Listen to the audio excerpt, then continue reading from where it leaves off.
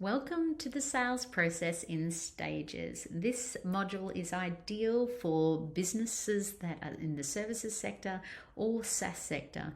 We're really taking your sales process and presenting this to our clients so they know exactly how to work with you and what's possible, and most importantly, reduce the sales cycle. This is really about presenting to them exactly how to work with you and laying everything on the table in one document so that there's no surprises and there's no guesswork. We want to overcome their main concerns, which is, what is this going to cost me long term? Are there going to be any nasty surprises? Where is this relationship heading? We want to overcome all of that in this document so that they can take confidence to take the first step, which is engaging with you on the pre-product. And that's really important when we're talking about, switching softwares or putting in place a new ERP or changing accountants or law firms. At the end of the day, these are huge commitments and big decisions. So the better we can get at showing them exactly how we work, the better we will be at converting more clients and making sure that they become our ideal long-term clients. So this is the stages format. And what we want to do is really take our pre, core, and post, which is our sales funnel and our customer value journey, and present it back to the client. Of course, they don't know that this is your sales process. In fact, we're going to make it look like a customer journey for them and how to engage with you. But these are where we're going to be putting the main bits. So the first column is very much about your pre-product, a little overview of what they can expect, the key benefits and the outcomes, an estimate on the cost, and the timeline. We're going to do the same for your core product, any extend models, which is upsells, any additional things you might provide as part of that core process, and then of course your post, so your long-term partnerships with your clients. Now we're going to present this to them at every single stage of this stages document so everybody's on the same page and everybody knows what the next step is in the sales process and building the relationship. So for a new lead, when you present the stages, this is really about what's possible and how we work with other clients. And our one ask here is simply for them to go ahead with the pre-product. That's really what we're asking for at this stage. We're going to show them everything, but we've only just met. So again, going back to the dating, we want to just ask them, can we go ahead with your pre? The next thing is to show that stages document again and present it to them again after you've delivered on the pre-product. We want to make sure that we've met all the deadlines and their expectations, and then ask for permission to move to the next stage of our process, which is your core, delivering on your core work. Now, a lot of you, if you've got a high ticket item, you might be breaking your core into two parts, and I'll give you an example of that a little later in this segment. And lastly, we're going to present that stages document one final time when we're asking them to go onto the ongoing retainer or the subscription or whatever it is that is your post product. By this stage, they've seen it a few times and it's merely a reminder that, okay, we've delivered on the core, now can we move to this last stage? So why bother creating a stages document and communicating this at every stage and helping the customer go through this journey? Well, there's three key things. Firstly, if you're upfront and show exactly how to engage with you and what it's going to cost, you're going to get a lot more yeses because there's not guesswork there. So you're going to reduce your cost per acquisition and obviously increase the amount of conversions that you have. Secondly, if you present your core and your upsells to them from the get-go, then you can instantly get them thinking about other things that they can purchase from you, which at the core stage means increasing the average order value for that ticket item. And lastly, if you are able to demonstrate how you partner with clients, you're going to have more of them knowing that that's the long-term goal, and you're going to improve your lifetime value of a customer. These three things are critical, especially when you're looking at the value of your business when exiting. So let's look at the pre-product. The pre-product is really 10 times the value of what it's worth. We want to give them something that they go, oh my gosh, I'm paying $5,000 for this and it looks like a $40,000 report and assessment. So it's a bit of a no-brainer for them to be able to say yes. The second thing that we want to do is make sure that they can approve this without needing to get permission. So the decision maker that you're speaking to, it's within their budget to say yes, because we don't want the sale to be halted or in the hands of somebody that you haven't met.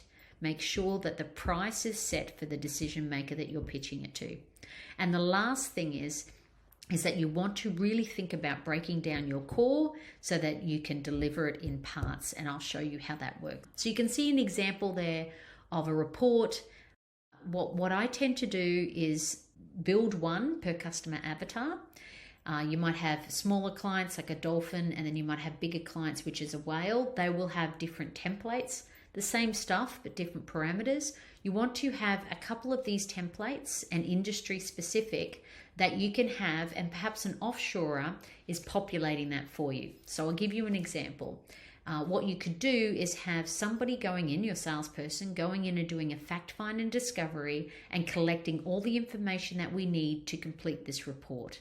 Then that gets pushed to an offshorer who will then take that, populate it into this template, and then deliver the report back to you. That's a really inexpensive exercise and something that we can do time and time again that isn't going to cost you a lot of money, but is going to appear as a lot of value to the client.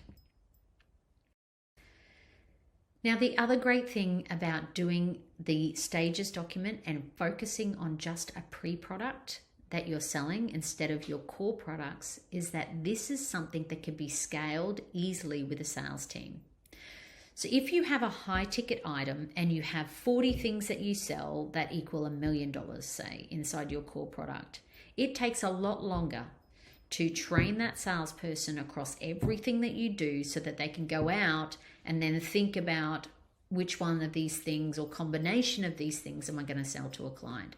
We're not wanting to do that anymore. We want your salespeople to get good at selling one thing, your pre-product, and then they're going to do that day in, day out. The beauty about that is they're going to be able to hit the ground running a lot quicker as far as selling. We don't need a sophisticated salesperson in order to do that, so their salary is going to be lower, and they're going to get really good at selling one thing over and over again instead of trying to figure out how to be mediocre at selling 40 different things. When this sales process works, the great thing is once we've refined it, we can then have sales teams all over your territories going out and selling your pre-products, and that's an easy thing for us to scale. So please keep that in mind, because a pre-product is a lot easier to sell than a core. All right, let's take a look into a couple of examples of how the stages work. This is a SaaS example. Now, this company, what they do is they automate decision making and project planning to fast track outcomes inside your organization. Their one ask is the pre-product, which is to complete the assessment and see if they can improve your efficiencies. So that pre-product is around $8,900, and they go into two different types of clients. They get a dolphin and a whale-sized client that they go in and sell this to. This is their dolphin pricing. They go in and identify all the areas inside their organization where there's wasted time, where there's mistakes, where there's missed deadlines, and they compile all of that and show the cost savings, the time savings, and also how quick they can fast track projects so that, of course, they can get to the main thing, which is billing their clients. So in this case, they break up their core into two areas, which is piloting their software in their ERP system inside one of their locations, one of their firms. So they may, start with Chicago and say, okay, well, we've identified all these cost savings inside our assessment, but instead of doing the whole organization and rolling out this software, let's just start with Chicago, one office, prove to you that it works, show you the cost savings and the time savings, and then from there, we'll do whole of organization and we'll roll it out to all the other firms across the country.